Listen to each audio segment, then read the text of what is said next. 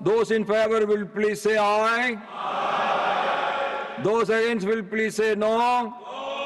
I think the ayes have it, the ayes have it, the ayes have it. The bill is passed. संसद से लोक परीक्षा संशोधन विधेयक पारित हो चुका है।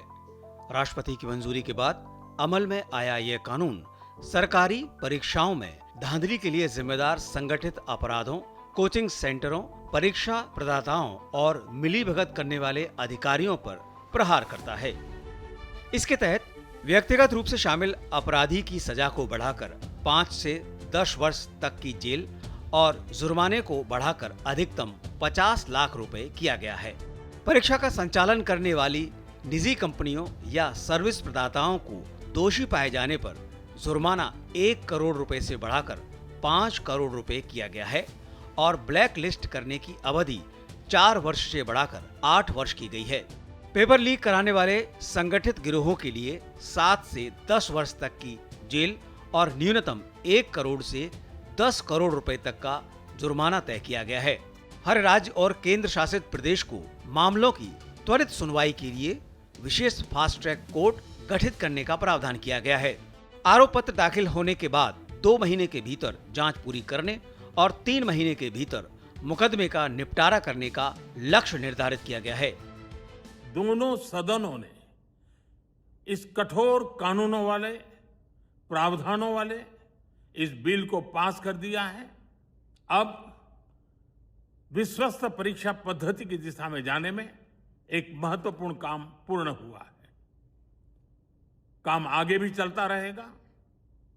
हम ऐसी परिस्थितियों को लंबे समय तक नहीं चलने देंगे। इस कानून की पृष्ठभूमि मई महीने में नीट यूजी की परीक्षा में गड़बड़ियों की बात सामने आने के बाद तैयार की गई। सरकार ने एक और जहां परीक्षा को रद्द किया, वहीं इस मामले में सीबीआई और राज्यों की पुलिस द्वारा देशव्यापी स्तर पर दर्जन भर से ज्यादा लोगों को गिरफ्तार किया गया।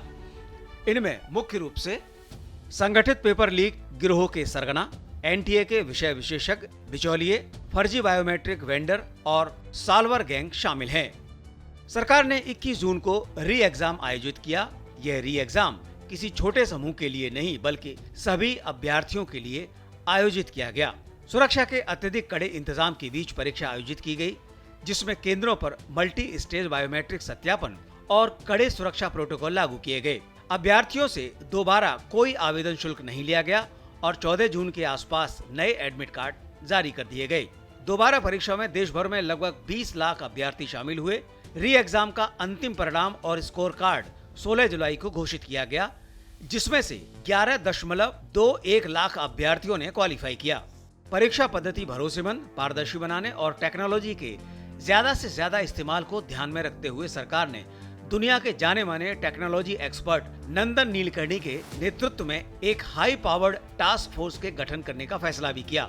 इसका उद्देश्य परीक्षा प्रणाली में अत्याधुनिक तकनीकी को शामिल करने और जीरो एरर यानी कि त्रुटिहीन ढांचा तैयार करना है। प्रतियोगी परीक्षाओं की गुणवत्ता में सुधार के लिए एनटीए के परीक्षा पैनल से 600 से अधिक बाहरी विशेषज्ञों को हटाया गया और पारदर्शी प्रक्रिया से नए विशेषज्ञों को शामिल किया गया है।